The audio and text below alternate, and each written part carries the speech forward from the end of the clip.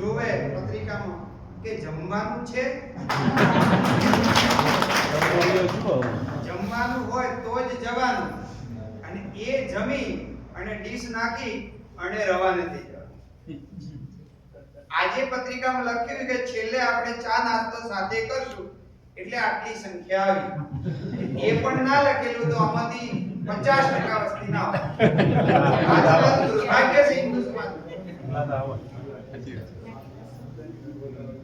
ખરેખર તમે ક્યાં જઈ રહ્યા છો કોઈને ખબર નથી।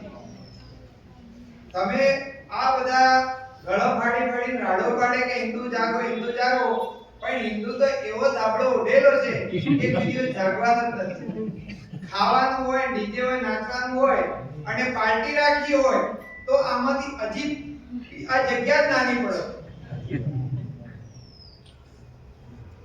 આપણી અધોગતિ થવાની છે આ રીતે, અને આવી રીતે જ બીજા લોકો બહારથી આવીને તમારા ઉપર રાજ કરવાનું છે, તમારા ઉપર એ હુકુમત કરશે અને તમને ગુલામી જ ગમે છે। કોઈને પોતાની રીતે આઝાદ જીવન એ જીવવું ગમતું નથી। આજે ખરેખર આપણા જે પૂર્વજોએ જે દુર્દશા અને જે સમય કાઢ્યો છે કે નરકની પીડાઓ, આજે સ્વર્ગ જોયું ના હોય તો આજની સ્થિતિમાં આ સ્વર્ગ આને કહેવાય। આજે તમારે જે જોઈએ એ બધી સગવડ સુવિધા તમને મળી રહેશે। આજે તમારે અહીંયા બેઠા બેઠા તમે અમેરિકા, કેનેડા, ઓસ્ટ્રેલિયા બધે વાત કરી શકો। એ લોકો સાથે તમે બધું તમારા સંબંધ તમે એટેન્ડ કરી શકો, લગ્ન પણ એટેન્ડ કરી શકો છો, મરણ પ્રસંગનું પણ બેસણું પણ તમે ઓનલાઈન એટેન્ડ કરી શકો છો। આવી સુવિધા પહેલાના સમય નથી। અત્યારે ખાલી તમારી ઈચ્છા થાય આ ફોનમાં તમે દબાઈ દો તો તમારું જમવાનું ઘરે બેઠો બેઠો મળી જાય। પહેલાના સમયમાં લોકોને એટલી બધી તકલીફ હતી, અનાજ નહોતું મળતું, ત્યારે એ લોકો પૂરી બંટી ખાઈને પોતાનું જીવન જીવતા હતા। અત્યારની તારીખમાં તમને પિઝા ખાવા હોય, બર્ગર ખાવું હોય, એ પછી પાણીપુરી ખાવી હોય કે શીરો ખાવો કે લાડવા ખાવા, તમને એક ખાલી કોલ કરે, રસોઈ ઘરે બેઠો બેઠો બનાવી તમને થાળી પીરસીને આપી શકે છે। એટલી સુવિધા છે। પહેલાના સમયમાં સાદા સાપરામાં લોકો રહી અને પોતાનું જીવન વ્યતીત કરતા। आता તમારે હાઈટેક બંગલામાં અને કેમેરા લાગેલા અને બહાર બોર્ડ લાગેલું કે કૂતરાથી સાવધાન, આટલી વ્યવસ્થા પહેલા નથી। આ ખરેખર આપણા માટે સુવર્ણ યુગ છે। અને આ તમે કોઈ લોકો કહેવાય કેટલી જમીન કરી, 500 વીઘા, કોઈ કે 200 વીઘા, કોઈ કે 1000 વીઘા, કોઈ કે 100 વીઘા, અને 20 કરોડ પ્રોપર્ટી, તો 5 કરોડ, 20 કરોડ, 50 કરોડ, 25 કરોડ કોના માટે? આવનારા સમયમાં એ બધી પ્રોપર્ટી મિલકત આ વિધર્મીઓ જ ભોગવવાની છે। તમારા ઘરે કોઈને પણ કે કેટલા બાળક? એક દીકરો, દીકરી નથી।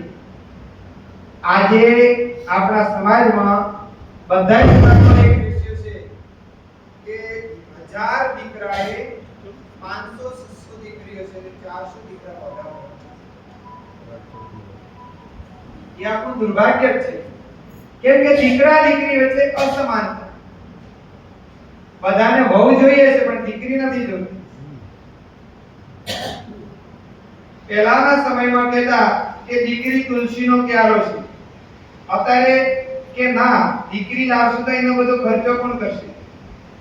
પહેલાના સમયમાં આપણા વડીલોને 5-5, 10-10 દીકરા દીકરીઓ હતા અને એ લોકોની વ્યવસ્થા નહોતી તો પણ એ પૂરું કરી શકતા હતા।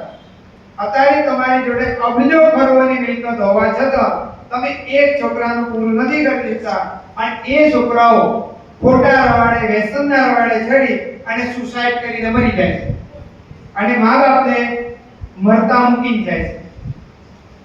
એ આપણી દુર્દશા જ છે। આ બધા પ્રવક્તાઓ બધું બોલે છે ધર્મ વિશે બધું, પણ હું જે સત્ય સનાતન તમારા ઉપર વીતી રહી છે અને તમારી જે તમે ભોગવી રહ્યા છો એ સત્ય સનાતન આ વાત છે।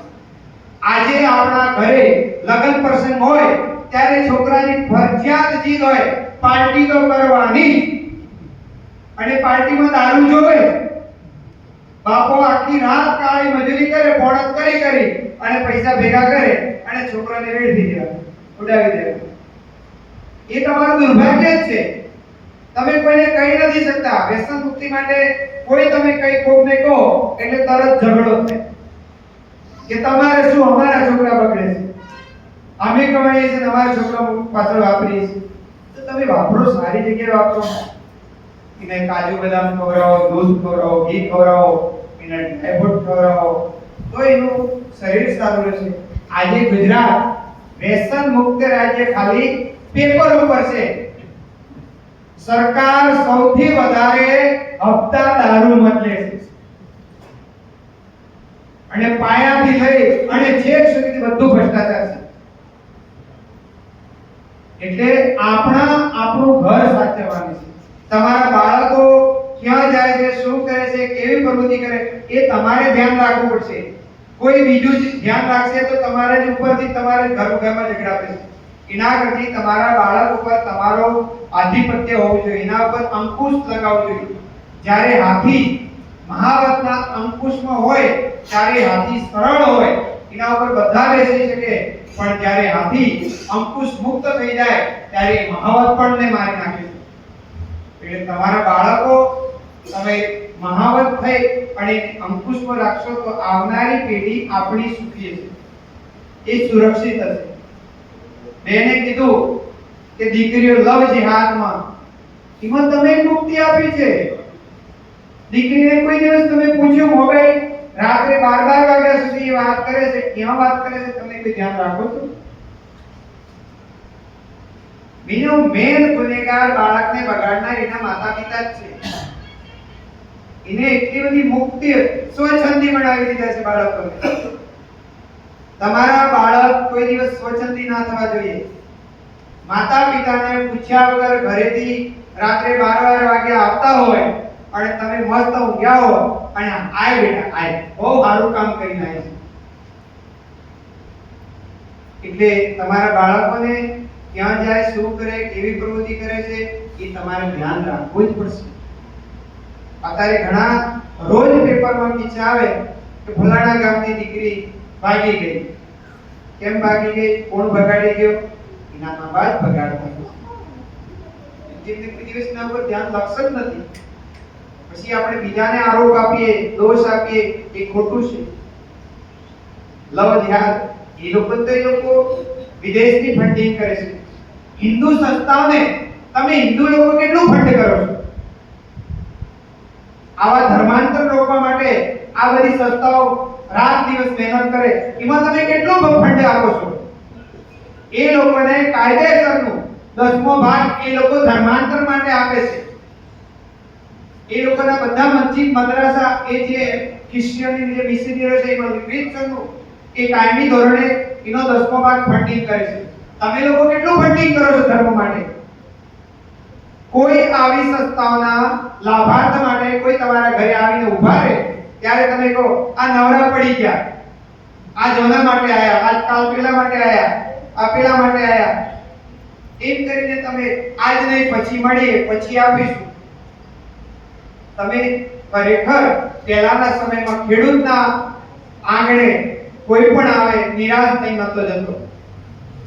બારોટ, બ્રાહ્મણ, ભંગી